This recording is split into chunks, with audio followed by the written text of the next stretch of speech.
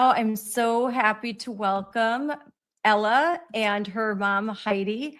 Thank you so much for coming on. Ella, you have become kind of like famous, TikTok famous, and your video has been showed millions of times. And it's, and really, the whole story, what happened in New Richmond, which I want you to share, you put a face to what was happening. And that took a lot of courage because parents can get up and they can talk, and they did a great job, and they can be very passionate talking about what their daughters are facing, how they feel when there is a ridiculous policy like the one in New Richmond where biological males are able to use the bathroom of females. But it's when you share your heart and you really put it out there and your experience and how you feel, you personalize this, and it's impossible to ignore. And so normies, regular people, they all of a sudden they have to come to grips with the fact that these policies do exist and they do hurt people. So thank you so much. And thank you, Heidi, for encouraging your daughter and standing by her side. A lot of parents don't do that. So very grateful for all you've done as well.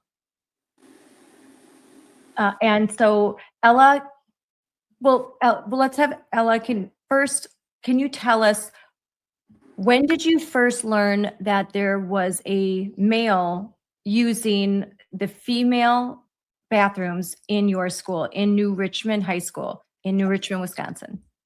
I would say like maybe 4 months into first semester, and I was just sitting in science class, and my friend came back and was like, "There's a boy in the girls' bathroom," and I was like, "What?" And apparently, this male student had just started using the women's restroom, but nobody knew about that until us just walking in and seeing it. Wow. So when your friend said that there's a male in the bathroom, what was going through your head?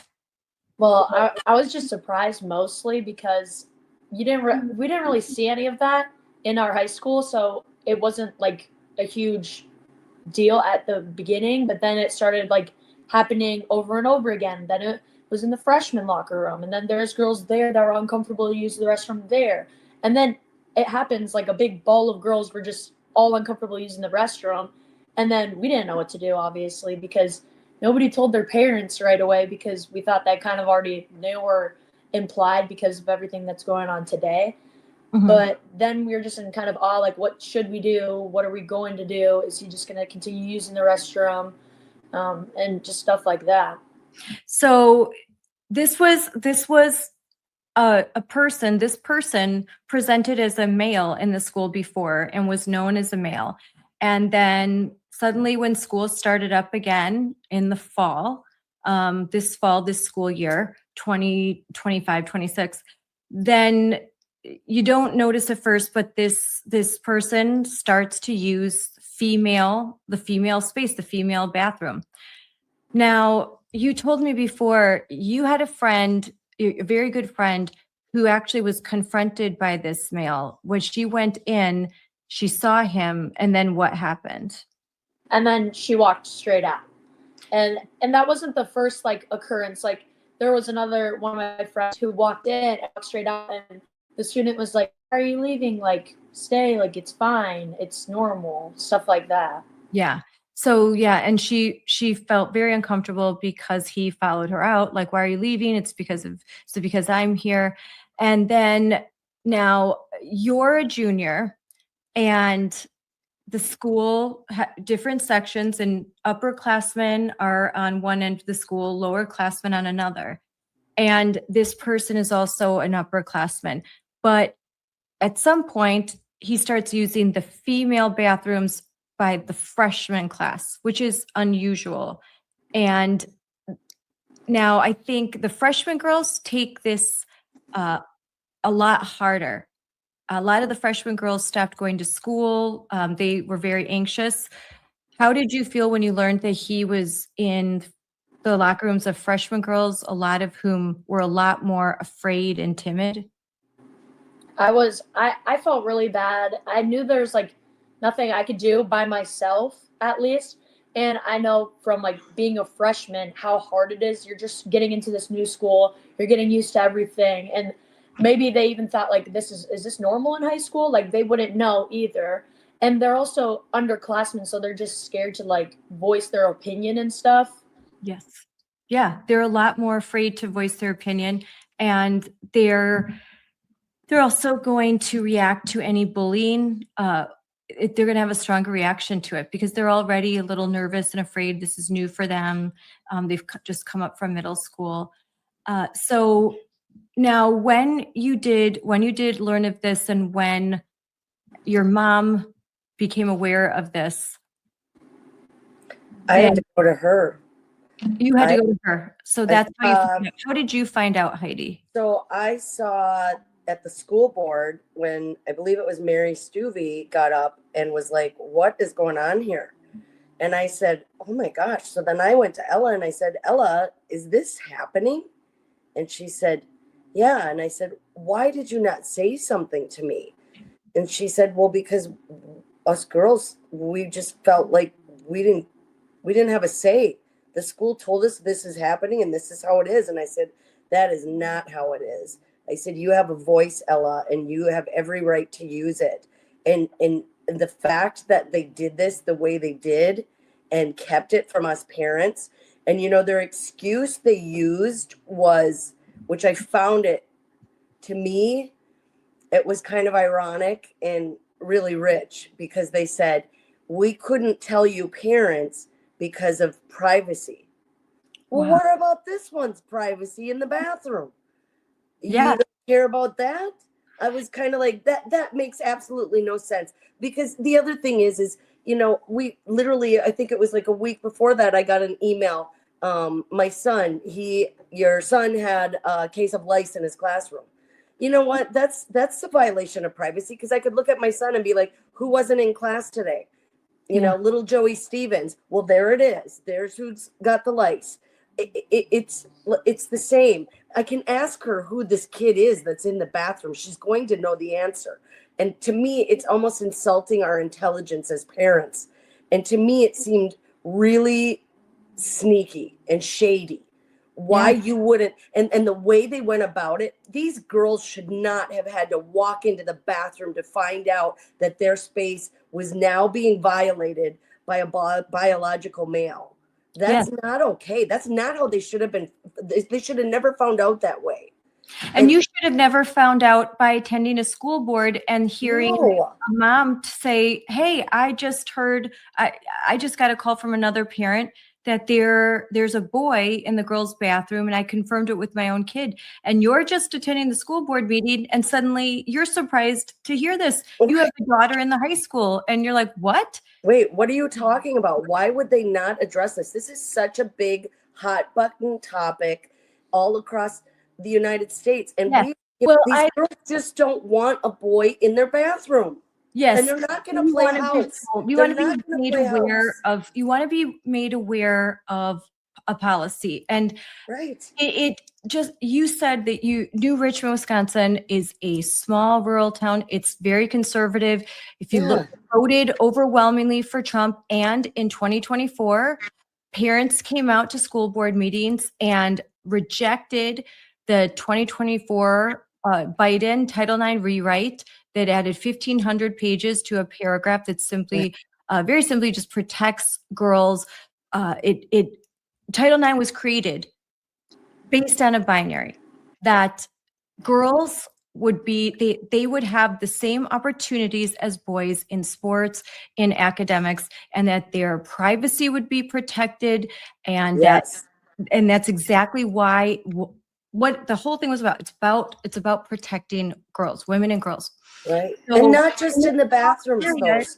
In this area, they know exactly what they're doing. They know that you did not want your school board to include gender identity in the definition of sex as it pertains to Title IX protections. You made that clear, and they did not adopt those policies. So they already know that a policy like this would be very controversial. And that's why I think that I would guess In my opinion, that's why they kept it quiet. And then parents found out, and instead of listening to you, instead of thinking that, okay, maybe we made a wrong decision, they doubled down, didn't they? Yeah. Well, they didn't have a policy. There was no policy in place. Policy. It's the school board that makes the policy. And when you have a 2-hour a school board meeting with 2 hours of public comment, and Yeah, I would say 2 hours.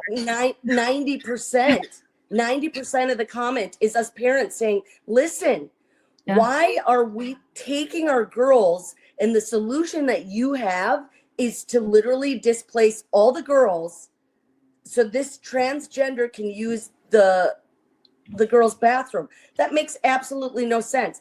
And then they said, well, this has been this way forever. Forever? That's a big term. Forever? Yeah. Forever? It's been that way It's been forever? No, No. it hasn't.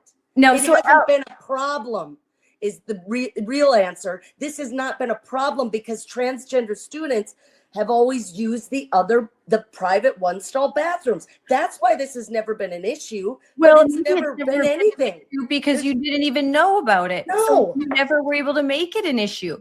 It Right. probably would have been an issue if parents would have known. If you would have known in 2016, you probably would have said, no, if there is a boy that thinks he's a girl, then yes, make some accommodations. But Right. that accommodation is not to have him in my daughter's space, because this policy doesn't just pertain to bathrooms. It applies Yes. to shower rooms. It applies to locker rooms. It Yes. applies to sports and athletic teams. And that's where we're at with this, Scarlett. That's the real wound that started to open up, is because, first it's the bathrooms, then we get to go into the locker rooms. But Ella has some records right now sitting at that school. And I will tell you, she does pole vaulting. If you ever watched pole vaulting, you will see that the worst boy will out pole vault the best girl by a foot. It's already so happening. AB Hernandez is breaking all the female records in California. Right. A biological male, a subpar. He was a subpar athlete as a male, but as Right. a female, pretending to be a female, breaking all of the records. Right now, Yes. to this date, it's happening, and it will happen. And taking the scholarships away. Yes. And it's not happening a lot. That's what I hear a lot is, well, it's so few. It's It always happening a lot. starts with few. It's And happening that's a lot a in few certain- becomes a lot. That's the problem. Yes. A few becomes a lot. And which child do we decide gets to lose their accolades? Because I'm not letting her give up her accolades. She works really hard for all these records that she's been trying to set. Yes. I'm not going to let her give that up. So which child do we choose to give up those accolades? It's going to keep growing. And, Leah Thomas is a perfect example, Yes. of what happens when you have a male in sports. And now, Ella, when what were you told? And I can say that we have emails from parents who wrote the administrators when they found out about this policy, and they said, and they wanted to verify, is this true? And could you change it? We don't think this is fair. The administration told parents, this is our policy. We are in compliance with state and federal law, which they are not, and we'll get back to that. And so if your daughter is uncomfortable, then she can use one of the single stall spaces. There are 4 in the school. Your daughter will have to go to the office, ask for a pass, maybe be escorted, and then likely miss some class time and get a tardy pass. So Ella, now you're in the school. You have asked to use the single stall restroom. This is not something that's very comfortable to do. Do you feel singled out? Do you feel describe Somewhat of a scarlet letter. Yeah. she Yes, it gets is. with That's this. a good It really is. So I don't No want pun to speak for intended, you, Scarlett. Ella. What is the experience? You are there. And so what does it mean when you can't use your restroom and you have to go through this process? Well, now it's just losing learning time because I'm usually upstairs for all of my classes, at least most of them, and the only single stall restrooms are downstairs located by the front of the school. So I hold it in until lunchtime because that's when I'm like closest to the single stall restrooms. But I have asked to use the single stall bathroom once, not at lunchtime during passing time, and I asked for a pass. But the bathrooms are kind of scattered, so it's like there's one on the far end, there's two in the teachers' lounge that they let you use now, and there's one in the office. And either way, you're going to run into people. At lunchtime, I'm just like scared, hoping no teachers are like watching me because I don't want them to view me differently, obviously, as me in the restroom. So I sneak in there, do my business, whatever, get out. But the one in the office, when you're asking for the pass, everyone's in the office, everyone's seeing you, and you never know like how they're gonna view you if you do ask, and it takes a long time. Like if I'm upstairs and I have to walk all the way downstairs, use one of the bathrooms, then go to the office, then get a pass, then go all the way back, you're missing at least 10 minutes of class if you're doing all that work. Didn't they have to make a map that they put on the back of classroom doors showing girls how to get to the single stall bathrooms? There are hundreds of girls, hundreds. So girls who are uncomfortable, they have to go to the map if they, or maybe they're freshmen and they don't know where they are, and they've got to go find. I didn't even know where they were. You didn't even know, and you're a junior. You didn't even know where they No. were. All of this, so hundreds of girls are displaced. Hundreds of girls are holding it in, or they're not using the bathroom at all. Hundreds of girls have to go find one of these 4 bathrooms.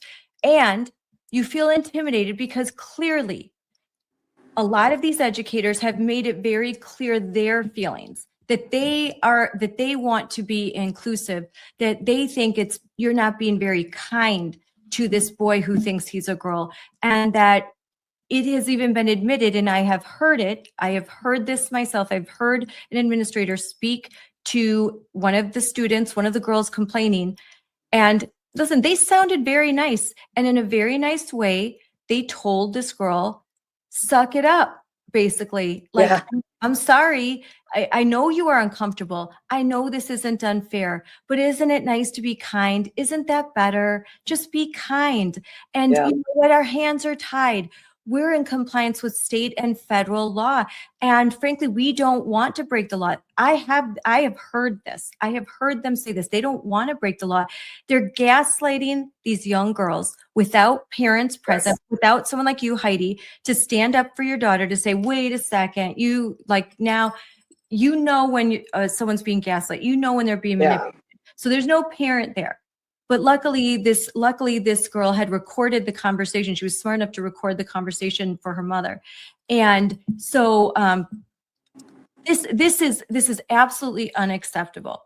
And so there's harm there. You are getting harmed. You are missing class time. You are made to feel uncomfortable. Teachers and administrators are making it clear how they feel. And that means you're intimidated because you think differently, you feel differently. Your deeply held religious beliefs tell you something different. Your parents are raising you different. This isn't about any sort of discrimination. This isn't about bullying. This is about that you have a different set of values, a different set of beliefs, and you don't feel comfortable with a boy in your bathroom. And in your opinion, the way you're raised, there are 2 biological sexes, male and female. And while you feel nothing but pity, or you feel nothing but you feel sad that there is a child who feels that they're in the wrong body. But that is, their feelings aren't facts. And you don't have to change what you believe or how you feel or sacrifice your dignity, your privacy, and your well-being so that this man feels better. And I think that sending this message to girls, you need to sacrifice how you feel, your safety, your well-being, because this man, he thinks that he's a woman, and we need to be kind. Yeah. And it's for Elle, I think her hardest thing is because she is so kind that this just, it makes every day, it's a very uncomfortable situation to go to school. For me as a parent, I'm not as kind. I'm not going to force my daughter to play house. I'm just not. She got done with Barbie dolls a long time ago. Well, Heidi, how does it make you feel to know that in Westosha, Wisconsin, a similar situation happened? A boy was allowed to use the female bathrooms and the locker rooms. This boy would undress nude and have lotion on his genitalia. It's not appropriate. How does that make you and your husband feel knowing that your daughter could be in the same situation? Right. Well, she wouldn't, because I'd be pulling her out faster than fast. But, this is where the damage this school has done by their shady handling of this, the way that they just kind of hid it in the shadows. There's so much damage now for us parents because you don't trust that they have your child's best interest at heart. And so now you're like, what else are they doing? Is this boy going to enter the locker room? The problem is, there other boys? Right. I mean, frankly, let's be honest. There could be some bad characters. There could be a boy that's like, hey, this is a great gig. I just have to say I'm a girl, and I can walk right in. I just found a way to skin the cat and being a big pervert and showing up to the girls' locker room. Put on some nail polish and say, hey, I identify as a girl, and go, tell the high school, and what can they do? Their hands are tied. Right. Oh, we have to. But the thing what boils down to, at least for I think our family, is we're Christians. So we believe in God. We believe that he made a man and a woman, and that's the way it is. But if that's not a good enough answer for people, okay, well, we do believe in biology, and there is a biology teacher at that school. And if the school doesn't want to acknowledge true biology, then why do we have these teachers? Imagine how confusing it is for a kid. How do you answer that question? What is a woman? What is a woman? Yes. And I think most of us can answer that question. But those of us that can't are probably those of us that are still sitting in that realm of make-believe. And at the end of the day, thinking you can be something you're not, it's just make-believe. I'm not trying to come off as a horribly mean person, but it's not reality. You can feel that way. Listen, I would love to feel that I'm, a superstar, whatever. I could think I'm Melania Trump, but they're not going to let me in the White House. It doesn't make it so. They're not going to let me walk right there. I could say, hey, I feel like I'm Melania Trump, but that doesn't make me Melania Trump. That just makes me somebody that needs some help. Well, that's what I would tell you. If you walked around trying to be Melania all day, every day, and that's all you thought about was being Melania, my answer to you is possibly you need to go see a therapist, Scarlett, because you're Scarlett. And that would be the kind thing to do. That would be the right thing to do. And that's where it's like, I'm not going to allow my children to be forced into a position where they have to enable situations that it's bad for their health. And you're asking her to enable this situation and kick this can further down the road, when all reality is that this kid probably does need help. And he is probably very sad. And I don't know why he wants to be a girl. I don't know. Yes. But at the end of the day, that's really not your job is to raise your kids, take care of your kids. And your job isn't to try to make everyone else feel better, right?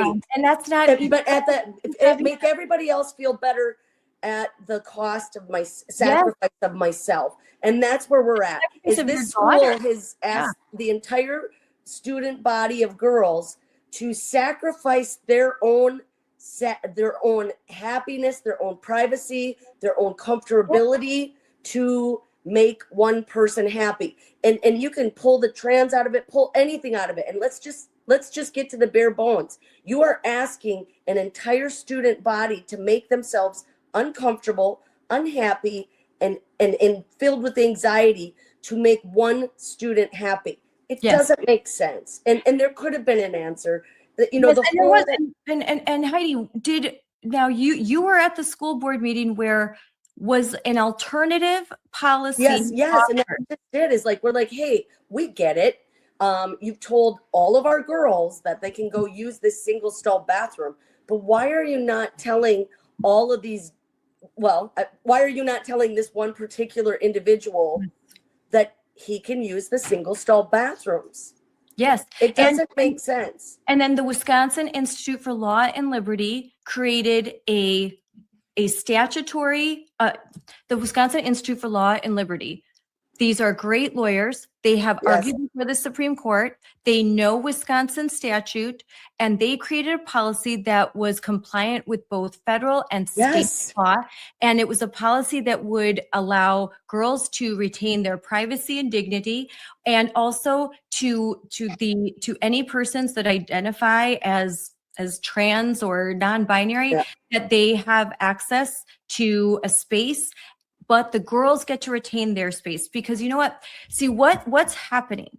It's just common sense, Scarlett. I mean, it's basic math. We have 100 girls and 1 or 2 people, right? Basic math. Again, let's just wipe all this other stuff out. Why do we have to make it a political thing? It's basic math. We have 100 girls and we've got 50 stalls, and we have 3 other students that don't want to identify as anything other than a girl. Then they get one of the 4 stalls. This is basic math, and we came up with that solution.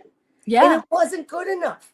No, it wasn't. No, it wasn't. And so what ends up happening is that the boys have a bathroom, but the girls don't have that same. They're not afforded that same right to have a bathroom. Let me ask you, Scarlett. I wonder what would happen if the school turned around and looked at the trans girls in the school that have transformed into boys and said, "You're going to have to now use the boys' bathroom, whether you like it or not. If you're going to identify as a boy, then you have to use the boys' bathroom."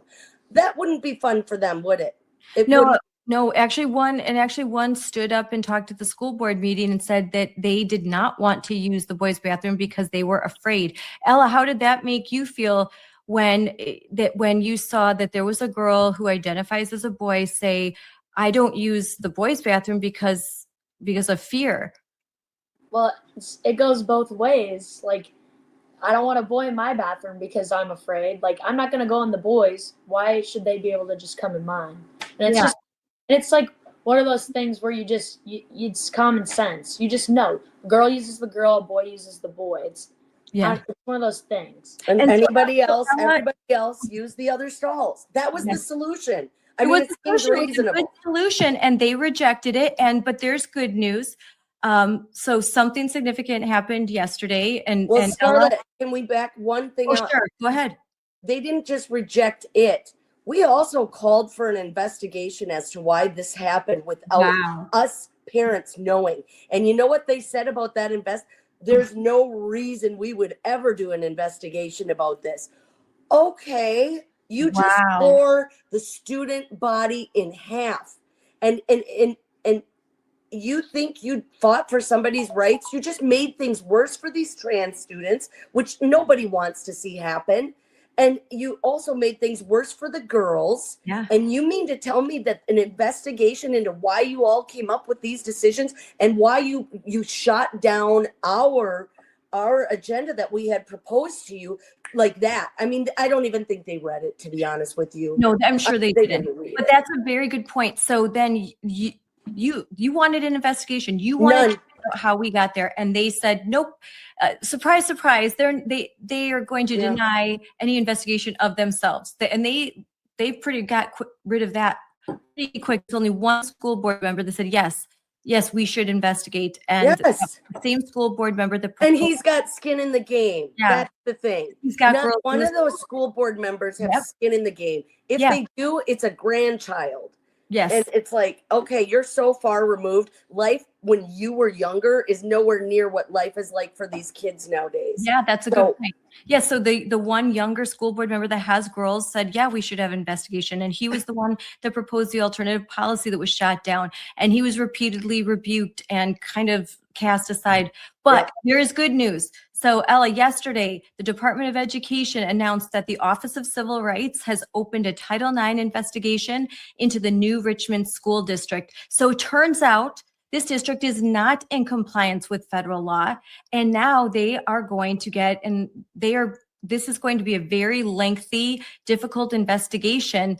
And thankfully, because of parents like yourself and because of the work of Moms for Liberty at St. Croix County and so many other friends and allies and the Wisconsin Institute for Law and Liberty, a lot of that investigation there's been a lot of work done for them, and that's great. So Ella, what did you feel like when you heard the news?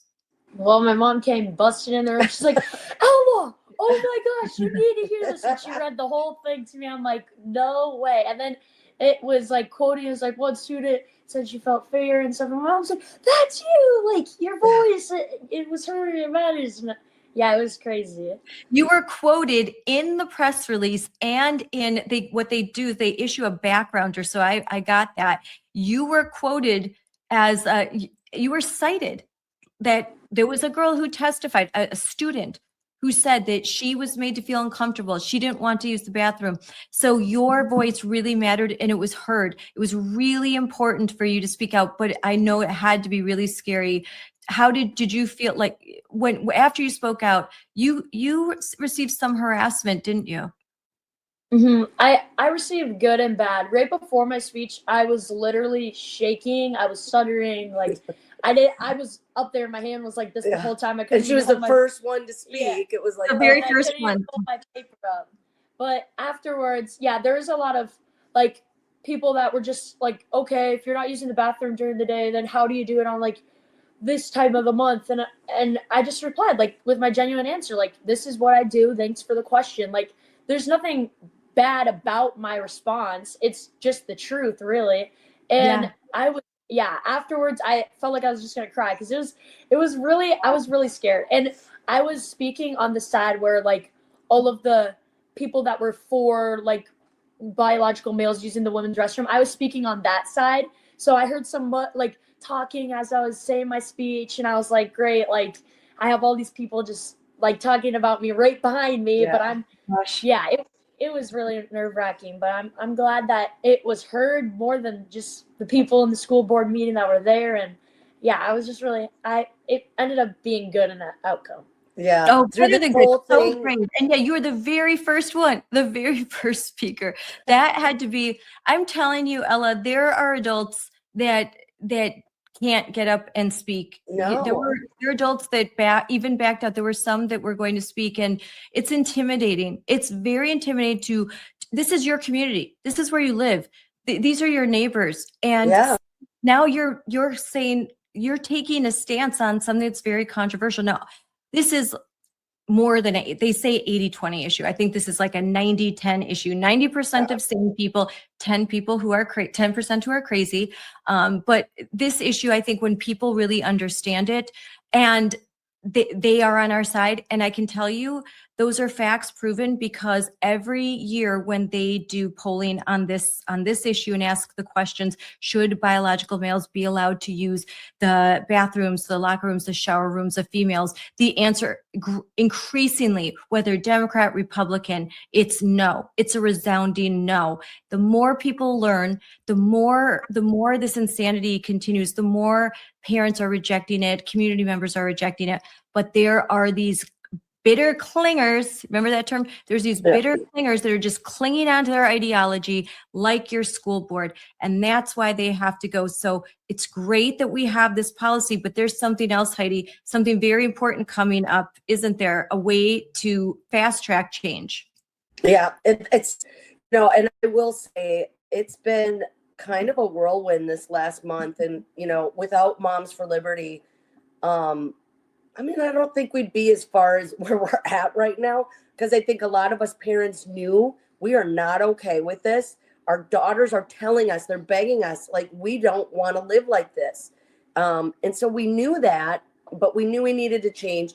We didn't know quite how to get that big ship rolling. And so Mothers for Liberty, I reached out, I think, to Jolene and was just like, hey, just so you know, I'm kind of feeling this way. I heard that, you're, and she's been so helpful, keeping us on track. and getting us where we need to go. But we do realize like this ship isn't stopping, and we have to keep pushing full steam ahead because we're nowhere near where we need to be. You know, one of the things that I'm so proud of Ella for is the fact that when I said at any time, Ella, if this gets overwhelming and you do not want to be doing this, I will pull the plug. As your mother, I will pull the plug and you can walk away and be none the wiser. And her response was, if I don't do this, Mom, what about all the girls that are coming behind me? Yes. You know, Thank you. And she, you know, her big thing is like, I have to do this, Mom. I have to do this because if I don't stand up now, these girls coming behind me are going to lose their privacy. They're going to lose their accolades and they're going to lose their scholarships because it's just going to get bigger and bigger. And they're just going to keep taking more and more to the point where all of a sudden a biological woman doesn't even exist anymore. The word biological doesn't even exist anymore. You're so proud that she was able to do this. But in doing this, and I really do say this, like these kids sparked a movement in us and in us parents going, okay, so there's certain things she can't do, right? Like she can't vote. She's only 16. She can't vote yet. But us parents are like, well, we can't keep voting in the same crap we've had because if you do what you've always done, you're going to get what you've always gotten. And our school scores, like 50% of our proficiency, 50% of our kids aren't even at proficiency. So this isn't just a bathroom issue. This is a complacency issue by adults. We got comfortable, but I'm telling you, we're uncomfortable and we're going to do something about it. And so because of that, we have now got 2 write-ins, 2 adults that are like, listen, we are going to run for school board. We've got Christy, who's already running for school board. Yep. And so Christy Westland is doing a great, phenomenal job. But now we've got Dom Ventura and Mary Stevie. I always say it wrong. Stevie. Yeah. It's so they have 3. So you have Christy Westland. Yep. She is already on the ballot. Yeah. But we have write-ins. Yeah, she spoke at the school board meeting. She was great. Yeah. And then superstar Mary Stevie, who went viral as well. Yeah. With her speech. That's how I found out about all this. Was through her. Mom of 4, a biology professor who is now a write-in candidate because she's so upset. And then Dom Ventura, a dad who has a daughter in the school district, and he is a write-in candidate. And they are on fire. And they are. We're not stopping. We are not stopping. Yeah. When these girls started making signs, and because I said, Ella, if you want to have a protest, you go ahead. This is yours. You own this. Yeah. This is your feelings. And if you want to protest it, go ahead. So these girls, they were making signs and just watching their energy and their fierceness and I was afraid for her. I don't know why I was so afraid because she wasn't afraid. And she showed me, Mom, don't be afraid, because I don't want, at the end of the day, I don't want any of this coming backlashing on her. I don't want her to have to take the brutality that comes from people that when you don't agree, some people can't handle a disagreement and then they just go for the jugular. And I don't want that with her because I can handle a disagreement without going for somebody's jugular. But at this point, she was just like, nope, we're doing this, Mom. And every time I'm like, are you sure you don't want me to pull the plug? Are you scared? I'm scared. Why are you not scared? She's not scared. So guess what? As moms, we all are like, we are stepping up and we're going to take this school board down. It's time for change. Yes. We need new people in there. We need new people in there. And we need people that have skin in the game. Not these old curmudgeons who have no kids in the school district, maybe grandkids, I'm not sure, but or they're falling asleep during the actual school board meetings. Yes, One of the last ones. I'm like, what is going on? This is such a bad look for New Richmond. This is embarrassing. And this is what's representing our kids. Well, I guess teachers would rather have somebody who hasn't shown up to a school board meeting in months and another who's falling asleep with the mask on in the middle of the school board meeting. Yes. They'd rather have that because then they have the control. Then these educational elites, these woke elites, they just want the power, the control, the money, and they want to be able to use classrooms as their political theater. Kids become guinea pigs. Yes. Experiments. That's what they want. They don't care about the reading. They don't care about math. No. They don't care about the well-being of girls. They just care about advancing their agenda. And Yes. they are political. They view education and teaching as political. We get accused of that, but that is not the case. No. I want schools to be apolitical. I don't want any of that in the school. I just want education. Yes. And I've always said that there's three things that don't belong in a lot of places. It's sex, religion, and politics. Why is the school pushing this? It doesn't belong there. If you leave all that out and these kids get an education, stop worrying about this stuff and worry about the fact that 50% of the students in that school are below grade level for proficiency. Yes. That's not good. So it's time. We're going to have change. We It's need time. the change.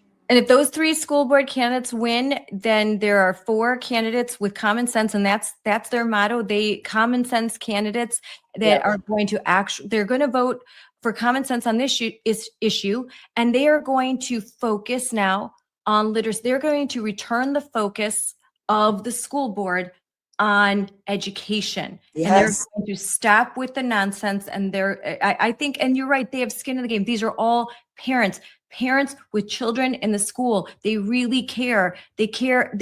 And I think it's commendable that they're willing to sacrifice their time in a climate like this to kind of get beat up on social media every day, but they're doing it, and they are the spirit of Moms for Liberty. They're joyful warriors, as are both of you, and I'm so grateful that you could come on and talk about this. But in closing, I want to ask each of you a question. So Ella, if you could say one thing directly, well, you can. You have the opportunity to say one thing to America. What do you want to tell them about policies like this, and what do you hope to see happen from this investigation? That privacy matters more than policy, obviously, if that wasn't with it. But I would just like to say that a lot of people are uncomfortable and a lot of people are too scared to talk. And it shouldn't have to be that way. We shouldn't have to be scared to talk. But with that, I'm saying, like, if I can help all these girls that were sitting next to me that were like, I'm with you, but I'm like too scared to talk. If I can help just all these girls feel comfortable, have their privacy back. This is a space in the bathroom. Like, it's not just a bathroom. It's not, for women, it's a place to go put on some lip gloss, go touch up your hair, go cry with your friends, like just a little refresh from break. Like, this isn't just a bathroom we're talking about. This is like womanhood, like truly, like this, the bathroom, it's completely different than a male bathroom. And if I could just say one thing, it would just be speaking up for all the girls and, just making sure that our privacy is kept in close and there's a policy laid down. I love that you said that, especially as a teenage girl. The bathroom is womanhood. And I'm telling you, it doesn't change too much as an adult, because we still all go to the bathroom together. Yeah. And we're still like talking and doing our hair and like, oh, how do I look in this? And it's our space. It's more than just a bathroom. It's our space. Yes. It's a place you go when you're feeling sad, a place you go when you just need to just, kind of hide out for a second. It's, it's yours, kind of a sanctuary sometimes. And it's being invaded. And that's why it feels so personal. It's not just a bathroom. This is your privacy. This is your dignity. This is your space. I just don't want a guy in there. I don't. Yeah.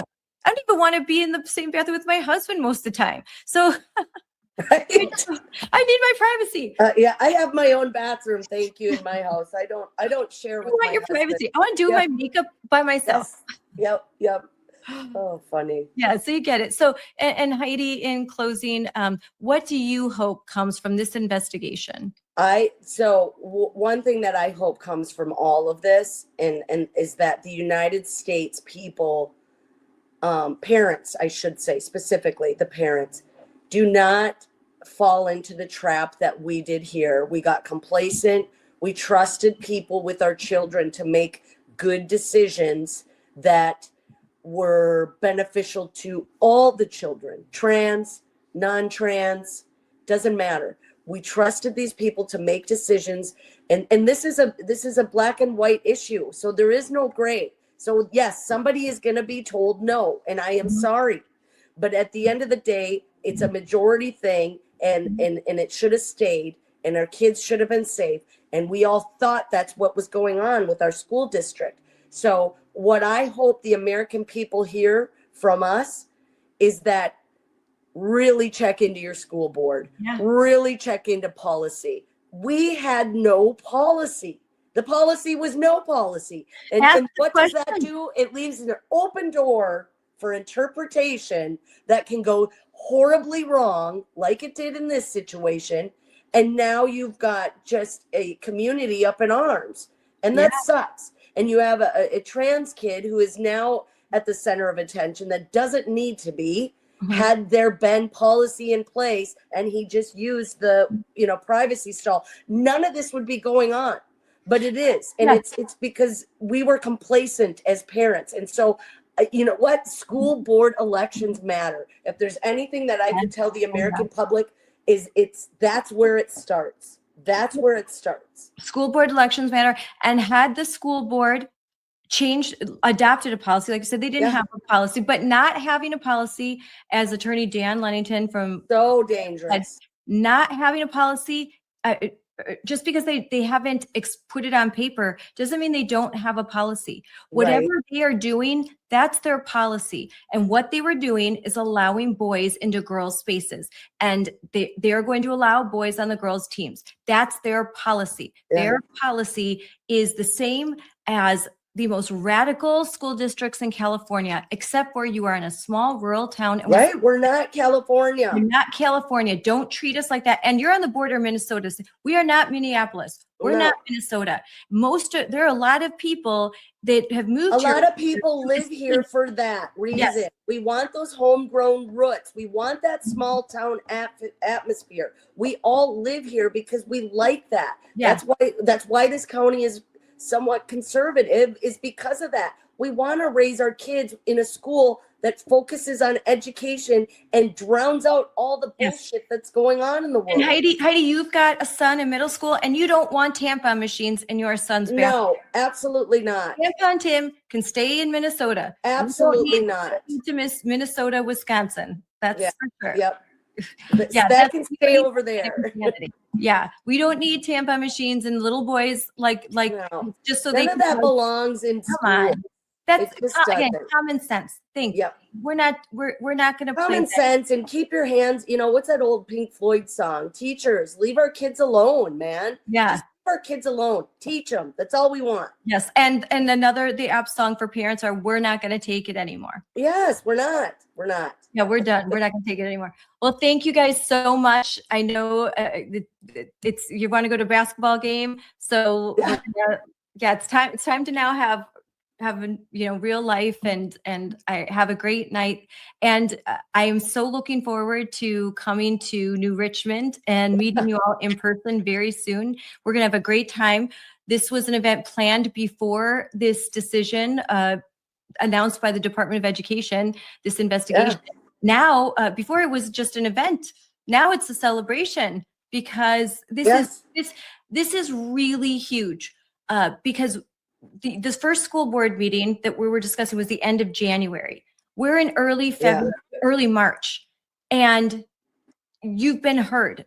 Like we were able with this messaging, with the organization and the hard work and the voices, Ella, your voice, the parents, the work of Moms for Liberty, the work of friends and allies, the work of Libs of TikTok who reposted us and made things go viral, and a lot of other accounts, a lot of other friends, Tom, Tiffany, local representatives, all that support. This is how you do it. You pull together and you fight back. And when the other side is telling you to sit down, shut up, you say no, I won't. I'm going to keep standing and keep fighting. And that's the lesson that I hope everyone listening can hear. So thank you. And I can't tell you thank you enough for giving my daughter a platform to use her voice to make a difference.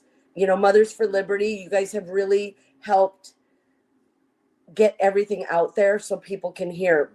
And we can't thank you enough for that. It was my pleasure. And I I was like, I will not rest till there is justice. I've heard these stories way too often. And in this situation, because of you, because of the grit and determination, and just how many Zoom conversations, about three a week. You guys were on fire, and I knew there's something special here. It's because there were you. I saw they're not going to give up. They're not going to walk away. Yeah. Even when they get teased, even if there's a Facebook group that's formed, this phony, all this AstroTurf, they don't use their real names. And Ella, I'm so glad at your young age you could realize that you know what, I don't care what these people say about me. I'm going to fight because it will serve you well in life. You are going to soar. That's exactly it too. You're going to soar because so many people are afraid. It's a gift. It's a gift that you have, that you are able to prioritize what's right over what's uncomfortable.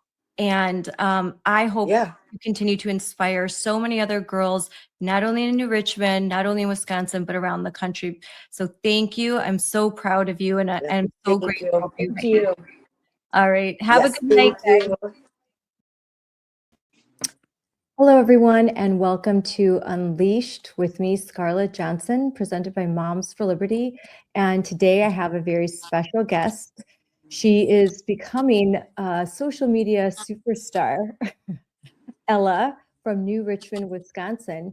And she did something that very few teenage girls, especially 16-year-old teenage girls, do. And that is stand up and speak out against this woke insanity, this ideology which is permeating American education. And it's even reached rural, small towns like New Richmond, Wisconsin. And New Richmond, Wisconsin, I was just there. It's a beautiful town. It's not a place that when you are walking down the streets, you would think, oh, wow, like definitely can see a woke policy in which boys would be in the girls' bathroom. Definitely not the case. But this ideology and its tentacles, it doesn't stop in California, New York, the big cities. It reaches even into small town areas. It reaches into red areas and blue areas alike. And parents in New Richmond were shocked to discover that boys were being allowed to use the girls' bathrooms. Now, I could tell the story, but I think it's much better coming from you, Ella, because you lived it. You're a resident there. You've lived there most of your life, and you attend the high school. You're a junior. So tell us your story and what's happened to you and the other girls in your high school.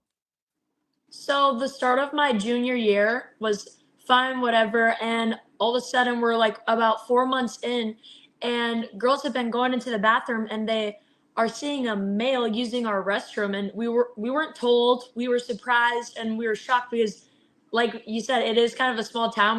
We never thought this would happen here. And so then with all that going on, we decided to speak up about it. And so at one of my school board meetings, I decided to speak for me and behalf of all the girls that were too scared to speak about how we feel about the males using our restrooms, and that we feel like it's invading our privacy and stuff like that. And we were basically told that our feelings didn't matter, that our privacy doesn't matter, and that the students' privacy mattered more than ours. And then we were told that we had to use the single stall restroom if we felt uncomfortable, instead of the few students that were deciding to use the women's restroom. Now, Evita, thank you for joining. I'm so glad to have you here, Evita Duffy Alfonso. You are also a resident nearby. You have lived in the 7th District in this area of Wisconsin. You grew up in this area. So how does this make you feel as a little girl? This is exactly the area that you grew up in. Is this the Wisconsin that you remember? No, and I mean it's shocking that it's happening in New Richmond, Wisconsin, of all places. You kind of laid it out a little bit, Scarlett, but this is a place that voted for President Trump by over 20 points. In 2024, this is a very right-wing district. So the 7th district, New Richmond's part of it. New Richmond's also part of St. Croix County. St. Croix County is very right wing. St. Croix County voted for President Trump. Certainly these people would not support a transgender bathroom policy, and yet that's exactly what their school board has implemented. And might I add, implemented it secretly. And Ella, I'm so glad that we're talking to you today because, Michael and I wrote an article in the Federalist. I kind of helped him edit it a little bit. He had the byline, and it was, the two of us pored over, we were at the school board meeting, and then we re-listened to all of the comments that were made at the initial, the second school board meeting, but it was really the viral moment where there were, hundreds of people in attendance, parents and community members and students calling them out. Ella, your testimony was one of the most powerful ones that we listened to, and it was the one that Michael said, actually, we should quote this one in the article that was published, because you laid out the discomfort that people your age, that the young girls, your friends and yourself are feeling just going to the bathroom, and why it's so important to have this space be private for women and for girls.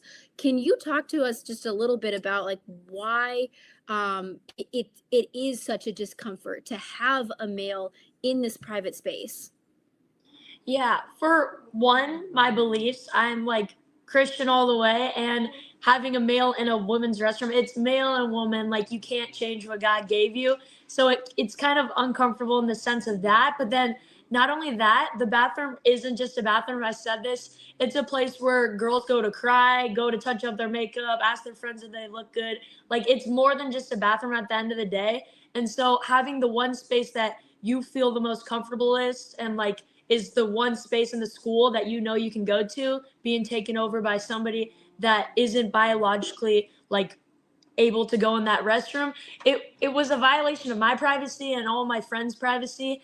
And then being told that they couldn't tell us because the students' privacy mattered more than all the 300 girls in the school, it was just kind of rude in a sense. And I was like, dang, at the school board meeting, hearing all the comments that they had to say. I like what you say about a girl's bathroom, that it's more than just where you use the bathroom, especially for a teenage girl. It's sort of your space. It's your space when you're feeling overwhelmed, where you comb your hair, you splash water in your face, you put on your lipstick. You just want to sometimes just get away. Girls tend to go to the bathroom together. That's a trait that never ends. Like even in adulthood, you're like, oh, hey, you want to go to the bathroom with me? Because you just, it's sort of communal. And so it's invading your space, like your girl's space. And I don't know, there's something really kind of special and very personal about that. That's do you agree, Evita? Like, just brings back memories of me being in high school and what it was like to be in the girls' bathroom and with my friends, or to go there and cry when the boy I liked was talking to someone else, something like that. Yeah, well, it's definitely a private space, and Ella, you brought up in your testimony, which I hope we can link to at the bottom of this. I think everybody should actually listen to it. Moms for Liberty has been reposting it all the time, which is awesome. But I hope everybody listens to it, because women are different than men. Like that's actually true. It's a true statement. And we have periods, and you have to go to the bathroom at certain times of the month, more than you would at other occasions. And to just have that space invaded by a male, I know when I was in high school, that would have been unthinkable. Like it's already an awkward time in your life, right? You're in middle school, you're high school, you're figuring out who you are. You want to have privacy in that setting, and they're not allowing it. For frankly a really nonsensical ideology. Ella, I liked that you just brought up, like, it's just male and female, this is what it is. And yet you saw at that school board meeting and at the next school board meeting, which I was also at, male school board members deny that reality. These are people who are in charge of your education, and yet they are promoting this ideology that is completely nonsensical, that men can be women and women can be men. I wonder how you feel about these people being in charge of your education. I'm scared, needless to say, especially because they're telling us that we can use the single stall restroom and get a pass back to class which is invading my education time like even more because you're already going out of your way to use the single stall restrooms at the very front of the school. And with that, it's also just a lot, and they're putting kind of a lot of pressure on the students because now you don't know, like, as I'm walking through school, I don't know who's like against me secretly, who likes me. It's just now that I had to speak up kind of for the girls that were too scared to. I'm like scared of what the backlash is going to happen on me as like the teachers, how they view me and stuff like that. And so that's also, I don't know, I'm also scared for my education in that way because I shouldn't have had to speak up about this. It should just be common sense in a way. And yeah. No, the adults have failed you in the sense, but I'm going to quickly put up your speech because it's a short speech, but it's very good. So let's. I'm a junior at Richmond High School. I'm honestly really nervous to be standing here tonight. I never thought I'd have to speak at a school board meeting about something like this. I'm here because I'm scared and I don't know what else to do. When I first found out that a biological boy was using a girl's bathroom, I felt uncomfortable, then I felt anxious, and then embarrassed. And now I mostly just feel fear. That fear is so strong that most days I don't use the bathroom at school anymore. I hold it in all day until I get home. I know that's not healthy. I know it can cause problems like infections, and that scares me too. But I feel like I have no other choice. The office did tell me I could ask for a single stall bathroom pass, but even that is really stressful. I feel nervous walking into the office and asking for it. I feel worried and that people are judging or thinking I'm causing problems. It makes me feel singled out and embarrassed just for wanting privacy. There are also things girls go through physically that boys can't. There are certain times in the month when girls genuinely need to use the bathroom more than often. That is just a part of being female. Having to manage that while also worrying about a boy being in the bathroom is humiliating and stressful in a way that is really hard to explain unless you are a girl. I am 16, I am a junior, I'm older, and this is still really overwhelming for me. I keep thinking about professional girls in the underclassmen. I've talked to younger girls who are terrified to use the bathroom. Some of them are even getting bullied or made fun of because they feel uncomfortable. That is not fair, and it really hurts to see the school not stepping in to stop that. This is also difficult for me because of my faith. I believe God created man and woman differently and intentionally.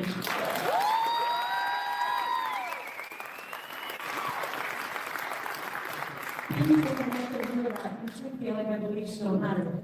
I'm also an athlete. I love sports. I work really hard, and I worry about what these policies could mean for girls' sports safety in the future. But honestly, the biggest thing I want to say tonight is this. Girls should not have to stand in front of the adults and beg to feel safe at school. That should already be guaranteed. Keep going. Keep going. Keep going.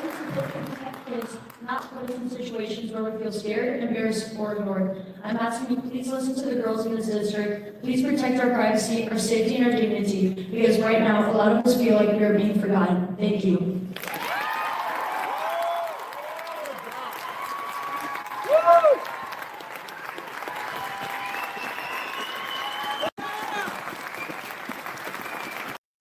Wow, that's amazing. And look at how many parents were there that night and their reaction to your speech, which gives me goosebumps.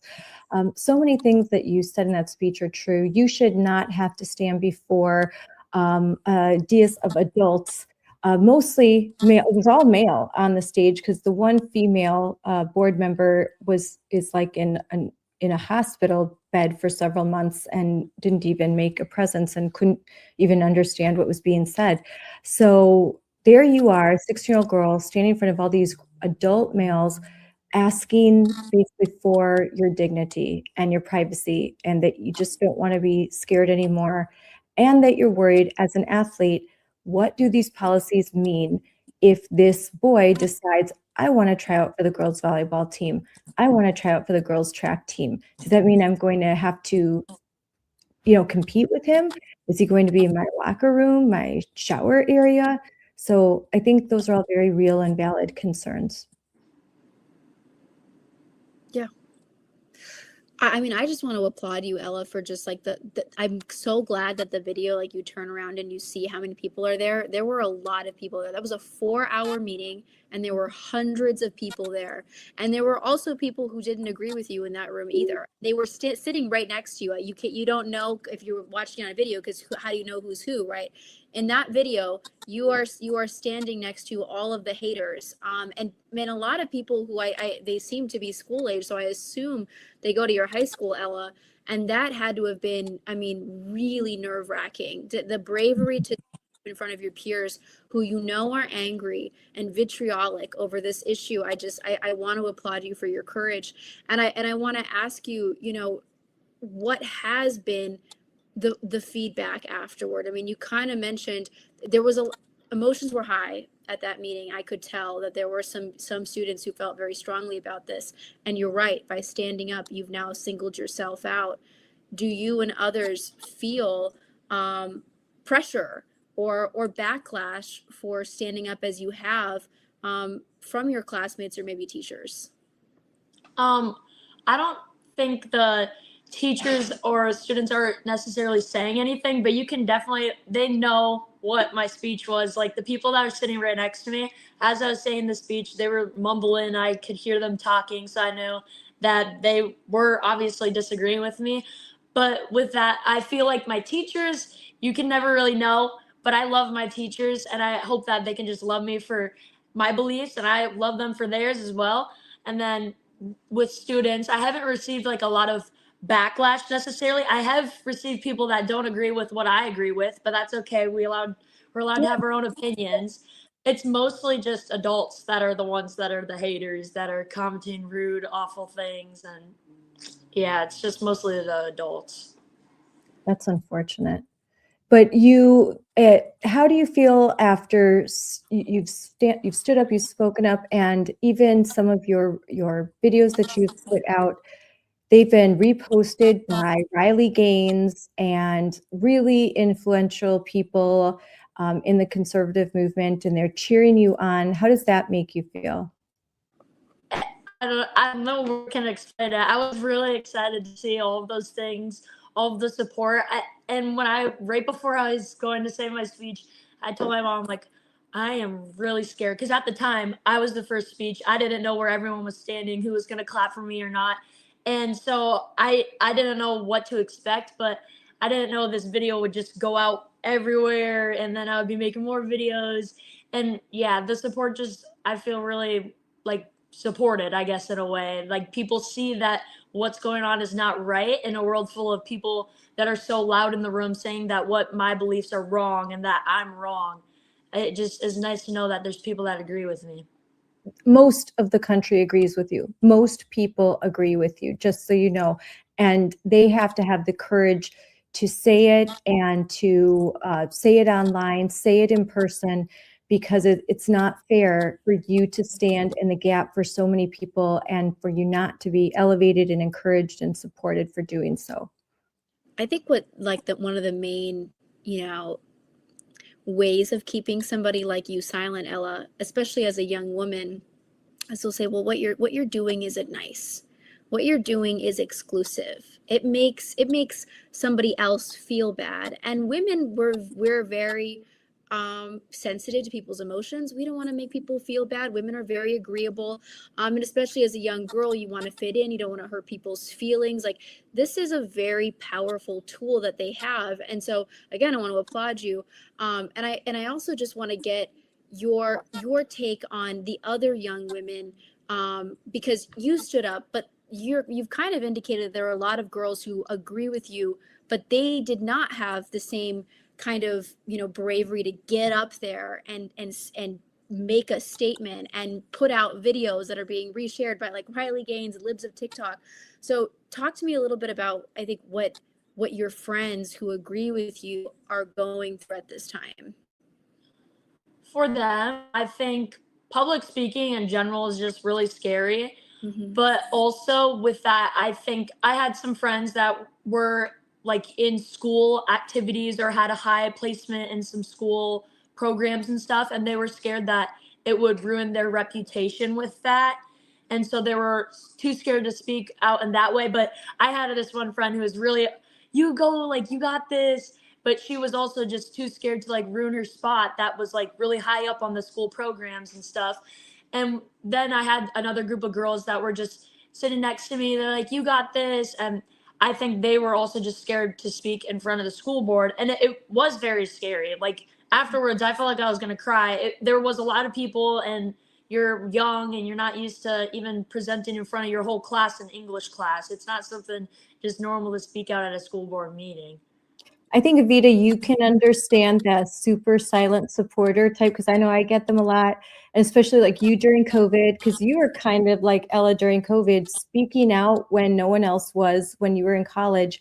And you get a lot of people that are like silently support you, but they don't, you kind of wish they would publicly support you. Eventually they do. Eventually, because what you're doing is right, they do. But it is not easy to be that first voice and kind of not necessarily a lone voice, but a first voice, a young person speaking out on this. It is rare. And I commend you both for being very strong young women. Yeah, I mean, I'll just say this to you, Ella. Like, I think courage catches fire for sure. And you just need that one person to come out and be like, hey, it's, men are men and women are women, and it's really wrong to have males invade our private spaces. And here's my POV as a young woman. Just that one person going out gives everybody around you courage, right? Like this, it's like a psychological thing. It gives everybody else permission to also be brave. So to be the first one, and to do it as eloquently as you did. I mean, there's a reason why I was like, oh, Michael and I were like, we have to quote this one in the article. Like, this is one of the best testimonies that we've seen. To do that, I think, is extremely, extremely powerful. And Ella, the reason why I believe there was such fast action by the Department of Justice, the Office of Civil Rights, and if people don't know, we had really great news last week when the Trump administration announced that there was going to be an official Title IX investigation into the New Richmond School District for violations of Title IX because they were allowing boys into the girls' bathroom, that they were allowing boys to have a private space, but they were not allowing girls to have a private space. And it's discrimination. That's not equal. So if you had not spoken out and been so vocal, I don't think this would have happened as fast as it did, because there was at least one person, one teenager that stood up and said, this harmed me. There was actual harm. And that's really important in a legal case, in an investigation like this. So I hope more girls follow your lead, because the only way that this is going to end is if the girls and their parents, they have the courage to speak up and to join lawsuits and to file complaints. It's the only way, because there's only so much I can do. There's only so much Evita can do. We can shine a light on the stories, but if the people that are experiencing the harm don't say something, very little can be done. Yeah. So I think that's totally right, Scarlett. Mhm. And even just like on a in the information sphere, I'll get comments from people, well, what do the young girls think? It seems like they don't have a problem with this. Easy. I just click, copy paste Ella's, testimony, and then that shuts them up, right? Like it also is empowering to everybody around you who wants to help, to say, actually, no, we can cite a student who's been harmed. And you can't just say, oh, the kids don't care about this. It's just the parents, or it's just Moms for Liberty, or it's just President. That's actually not true. And you proved it, and you gave us the power of that citation. Yeah, and just having one person speak up, because if 10 other girls sign on to an anonymous lawsuit, no one will know who they are. There's a case right now that broke out of Oconto Falls where there were 3 brave girls that are coming forward, and they're filing a lawsuit because of years of abuse and grooming in a school. And there's about 20 other plaintiffs that are anonymous that have signed on. But were it not for those few brave that are willing to be the face of this, oftentimes this kind of justice isn't served. So what you're doing is just so huge, because this is also a precedent-setting investigation throughout the country. like this, what's happening to Richmond, it matters all over the country because the Trump administration is finally saying no to the boys in the girls' bathroom. Now, President Trump ran on this. He signed executive orders, but now we're starting to see the legal action and real consequences that will happen to school districts that don't comply. Ella, you're a junior. You're probably thinking about like, what are you going to do when you go to college or afterward? I think a lot of listeners are inspired by you, and I have to imagine they're interested in kind of what you're interested in or what your plans are, if you have any. Yeah, I want to get like a communications degree. I kind of want to be a sportscaster. That's my one thing, or maybe dive into radio, some sort of speaking. I like talking a bunch, and I want to be like the person on the sidelines, like, hey, how was that game? And then ask questions.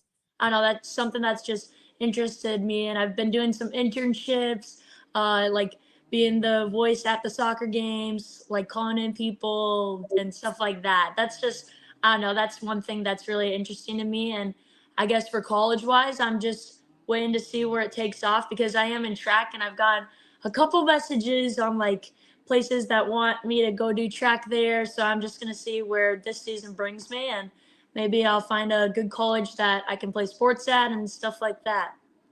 Well, so Ella wants to be a sportscaster, and so I think good behavior and bravery and being an awesome person should be rewarded. So in the comments, if you have an internship or an opportunity for Ella to be a sportscaster, you should definitely drop a comment or DM Scarlett. She'll put you in touch. Yes. I'm sure. If you change your mind and want to go into newscasting, then you should message me, Ella, and we'll figure that out too. Yeah. I definitely think you have a future in public speaking. I mean, if you just watch those videos, and this one as well. I mean, you're very well spoken, and you just started out. I think the first couple interviews I did, I was probably still stutter and say things wrong, and you get nervous. I mean, Scarlett, you've talked about that too. Oh my gosh, I threw up the first time I was public speaking. I was so scared. So I think you have, not only are you brave, but you definitely have the talent for this.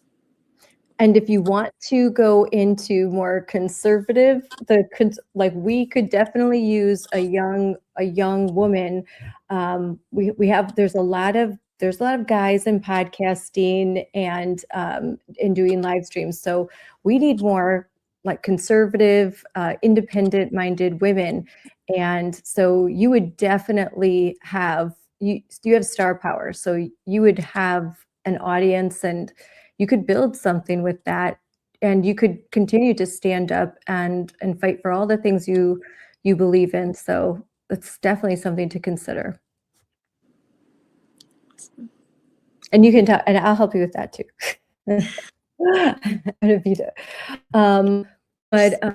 But you, so Evita, are you at all, when you heard about the announcement of the Title IX investigation, how did you feel? Because knowing that you and your mom and a lot of the other moms were so integral to that, how did it make you feel? Because that's a rare win. Well, Ella, you were at the meeting. Scarlett, you were like live reacting to the entire 4-hour thing. What I felt was extremely vindicated, because if you listen to that initial meeting that was 4 hours long where Ella spoke, the primary argument from the New Richmond School Board, other than Ben Engelhard, and then of course the school, the district's lawyer, was that we actually have to violate the privacy of women and put them in danger, because otherwise we'll get sued.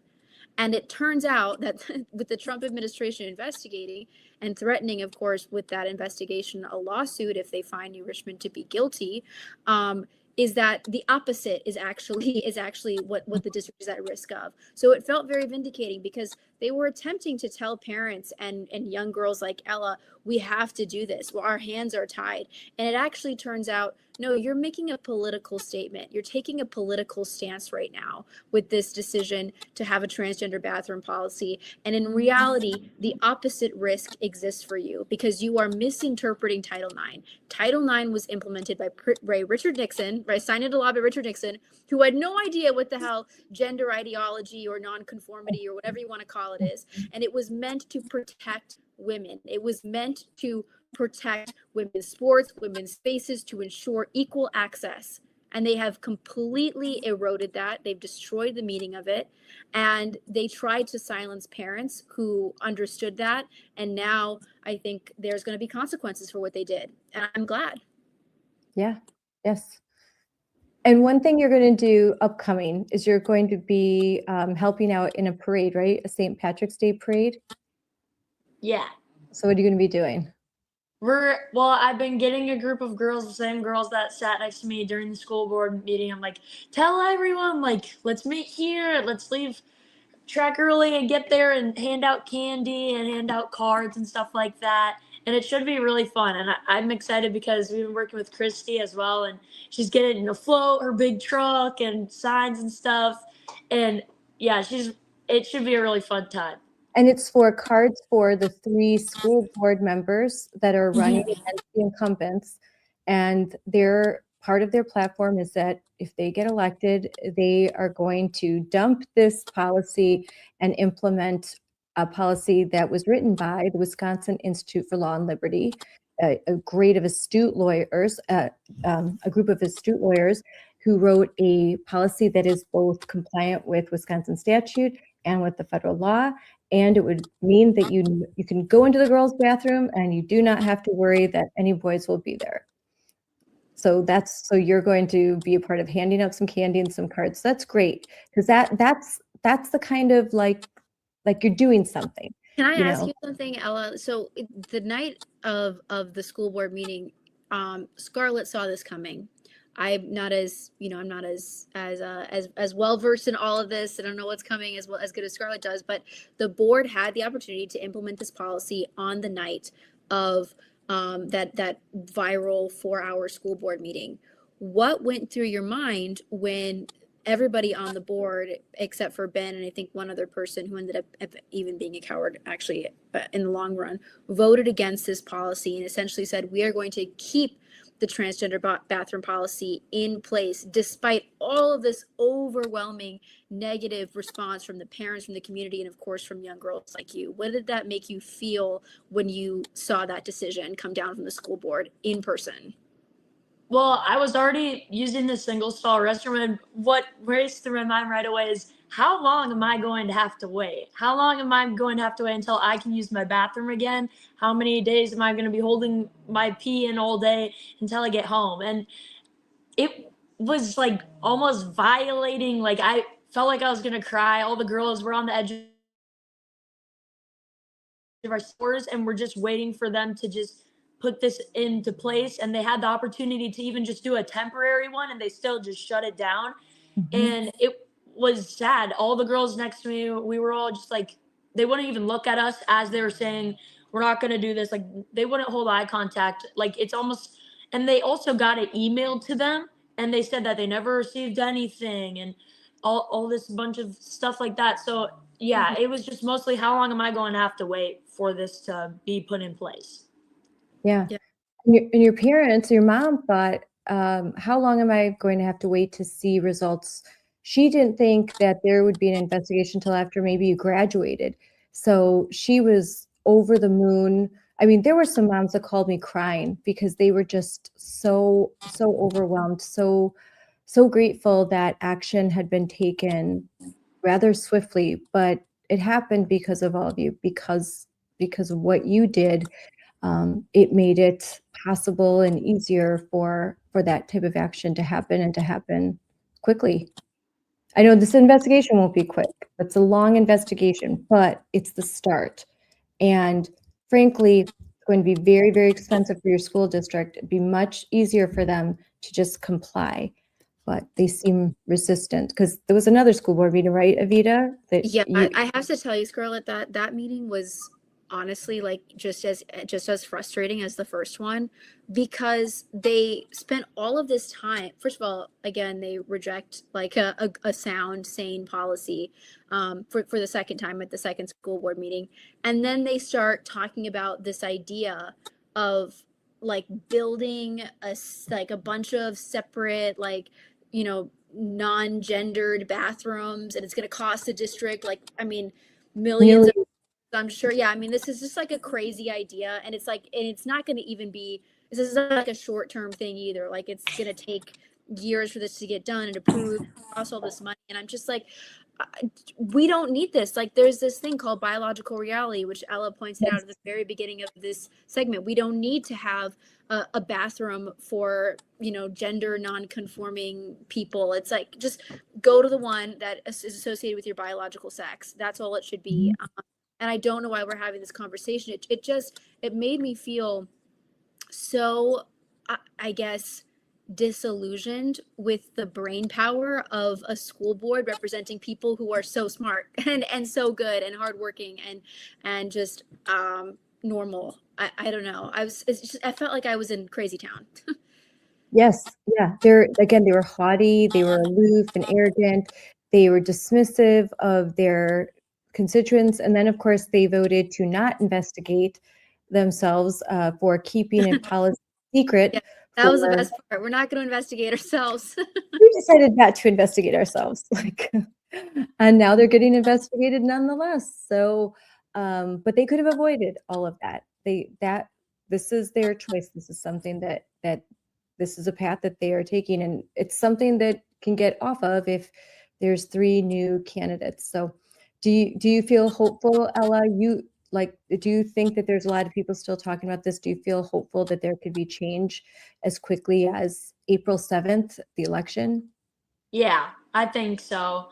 And we have majority of the town on all of our sides. So I think it should be a successful voting. I mean, I can't vote, but like, if you care about your kids, you will know the choice to choose. You know what I'm saying? I would say New Richmond adults, if you care about Ella and these girls, get out and vote. If you went and voted for Trump, get out and vote on April 7th or earlier. We try, because early voting starts March 24th. Get out and just vote for the school board candidates, and they'll be on the St. Croix County. They're already on the St. Croix County Moms for Liberty Facebook page. So if you don't know who to vote for, because there's 2 write-ins, you can bring your phone in and you just go to that Facebook page, and the names are right there for you. So it's easy. I'm gonna give Scarlett a heart attack with this question, Ella. But I just have to ask you, did it ever cross your mind? Because it's really brave of you to say, I'm gonna stand up, I'm gonna say what biological reality is, give my testimony, but then also still stay in the New Richmond School District, because it's deeply inconvenient what you're going through and are continuing to go through. Did it ever cross your mind or the minds of your parents to leave? Again, Scarlett does not want you to leave, and Scarlett is going to be mad if this results in that, but has it crossed your mind? No. I think the fight has gotten so strong. I'm going until it's finished. That's awesome. Yeah. That's awesome.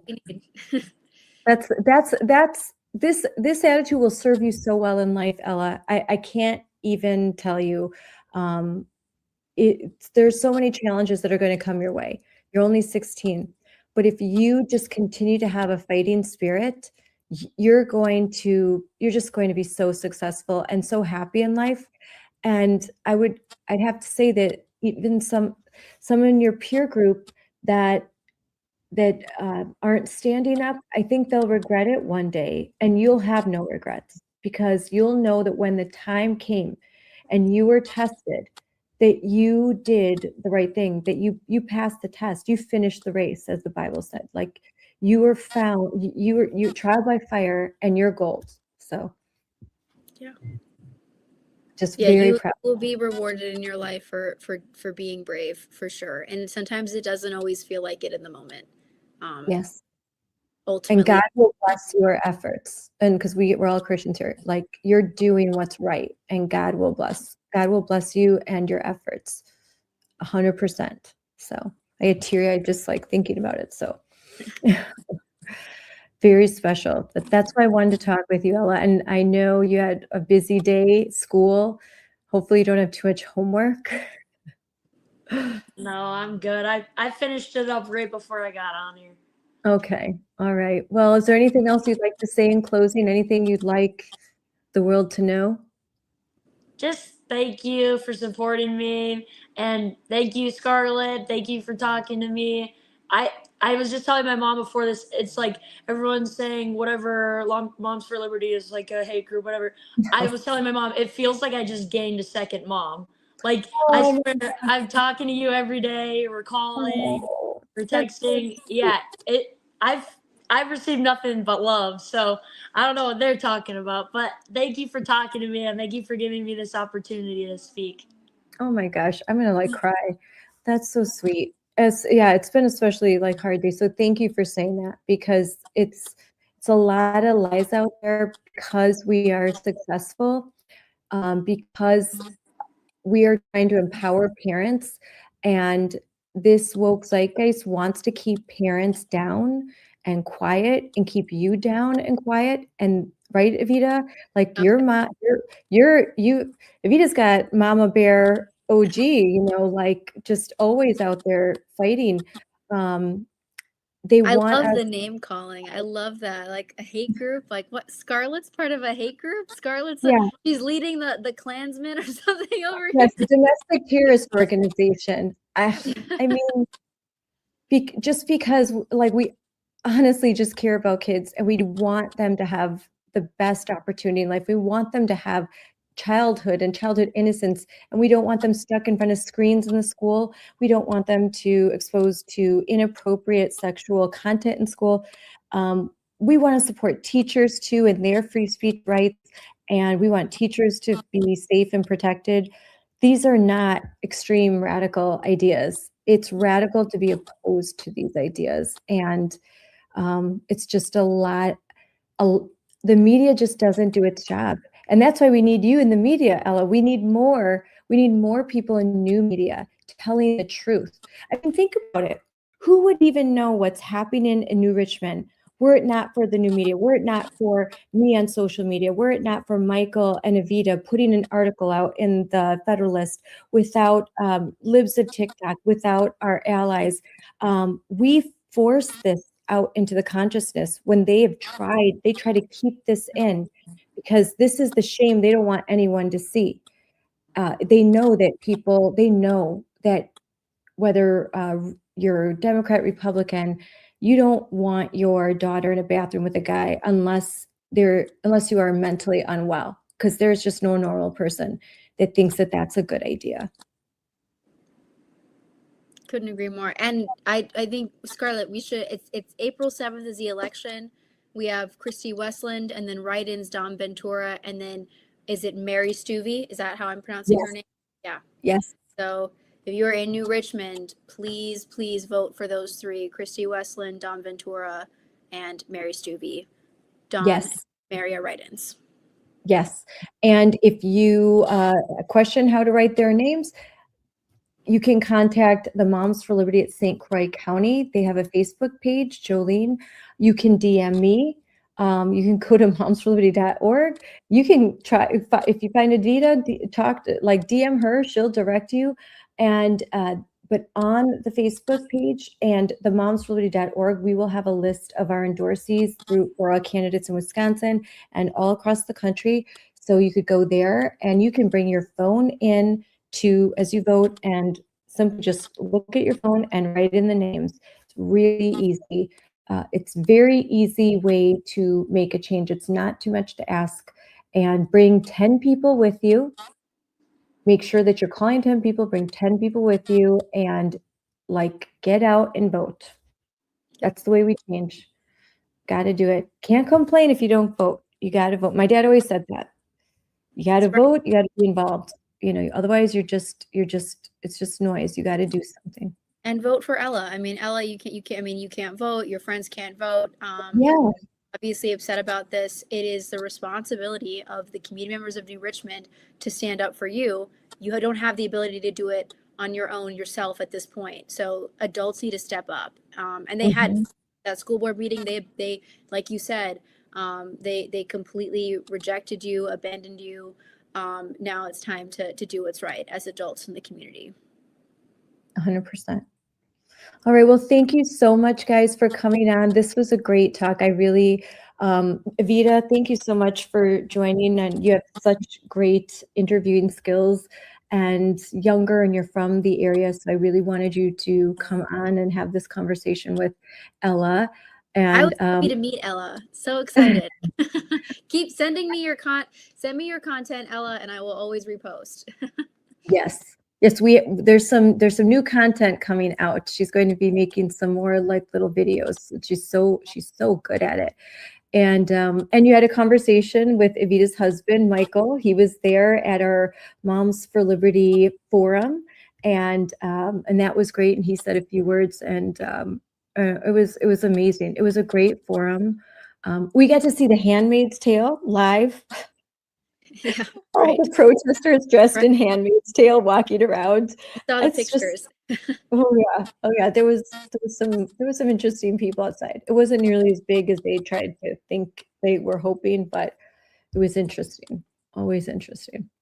But all right. Well, thanks guys for coming on, and have a good day at school tomorrow, Ella. Thank you. We'll talk again soon. I'm sure tomorrow. Thanks, Scarlett. Thanks, Ella. Bye. Well, was that a fun interview? And we actually were talking backstage, and it was even more fun. So, I love them both. They're both amazing young women. So here is the video that was reposted by Riley Gaines and went mega viral. Hi, my name is Ella, and I am a junior at Richmond High School. Yesterday, the U.S. Department of Education announced that the Office for Civil Rights is opening a Title IX investigation into my school. And I'm honestly relieved. For months, girls like me have been trying to explain that we're uncomfortable using the bathroom with a biological male, and we were told that our concerns didn't matter. We were told that discomfort isn't a reason to do anything, but it is a reason. Girls deserve privacy, girls deserve dignity, and girls deserve to feel comfortable at school. For me, this situation got stressful because I wouldn't go to the bathroom during the day. I would hold it in until I got home in fear of running into a boy in the girls' bathroom. No girl should have to do that, and I'm thankful someone is finally looking into what's happening here, because protecting girls shouldn't be controversial. It should just be common sense. Perfect. And here's one more. I just received the best news ever, and to which I want to say thank you to the Trump administration and the U.S. Department of Education and Moms for Liberty. We couldn't have done it without you, and I just want to say thank you for hearing our cries, our pleas, and caring so much about our dignity and privacy. And this is for all the girls that were too scared to share their voice. How can I add anything to that? Thank you for hearing our cries. So thank you, President Trump. That's how I want to end this. I was a surrogate for President Trump in the state of Wisconsin. I traveled across the state into St. Croix County in 2024. It was difficult, but one of the best, most fun experiences of my life. I was able to basically go around the state with folks that are currently in the cabinet of the Trump administration right now. And I got to experience Wisconsin, my home state, in a way that I'll never forget. And I got to talk to so many people. And my little stump speech was all about protecting our kids and protecting girls, protecting their private spaces, protecting women's sports, and kicking this woke ideology to the curb. And my closing line usually revolved around something like this: make America normal again, make America sane again, make education safe again, and make America great again. And basically the saying that make America normal again, that really resonated. And President Trump was true to his word. One of the biggest applause lines that he would receive, and to this day receives, when he gives a speech, is when he talks about this crazy ideology. Even in his State of the Union, he's just like, these people are crazy. That's what he said. And he's right. It's crazy. It's crazy. Lots of times there are politicians that say things to get elected, and then they do something completely different once elected. Not President Trump. President Trump and Pam Bondi as Attorney General, and Harmeet Dillon as she is the head of the Office of Civil Rights. They have done so much by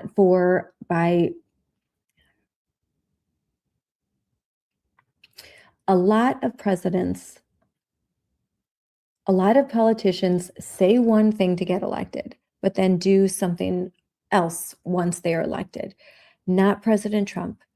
President Trump has followed through with his word. President Trump is kicking this ideology to the curb, and I am so grateful for that. I'm so grateful for the Department of Education and the Office of Civil Rights, and that they have actually very quickly responded to the cries and the pleas of the girls like Ella, and that they are listening to the parents, and that they are following the law. Could not be happier. So thank you. Thank you to all in the Trump administration who made this miracle happen.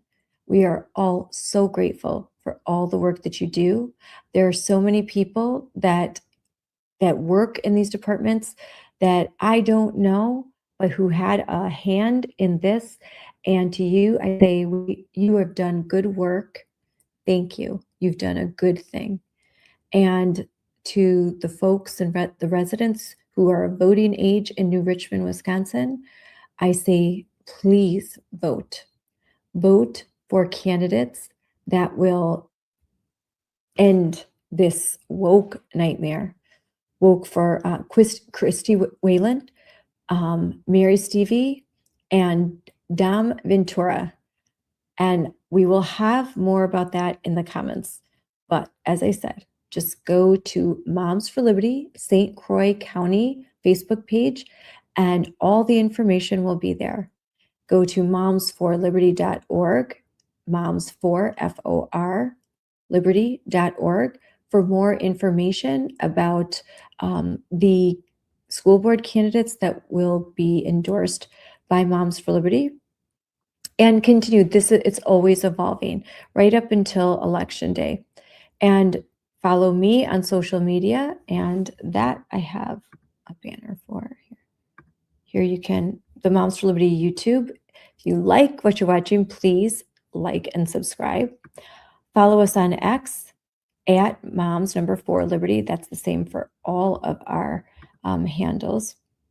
And then again, momsforliberty.org. And then you could follow my X page or DM me.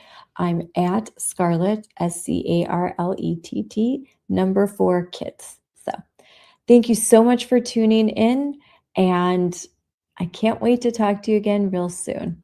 Bye now. Dear Nike. Dear Nike. Dear Nike. Why won't you stand up for me? Why won't you stand up for me? Why won't you? Why do you claim to support women and girls? Yet when we need you most, You remain silent. Today, males are claiming our identity. our sports, Our spaces. men and boys are stealing opportunities, medals, trophies, and our future. And it's not fair or just. In fact, it's often dangerous. Yet you refuse to use your platform to stand up. You say you're for social justice and progress. So why do you allow men's rights to come before ours? See, with a big platform Comes an even bigger responsibility. you have a chance to do the right thing, not just do the easy thing. So we're asking you, Nike. So we're asking you, Nike, So we're asking you, Nike. as the biggest voice in all of sports, Will you stand up for me? Will you stand up for me? will you stand up for me? Will you stand up for me? Will you? Will you? Will you just do it?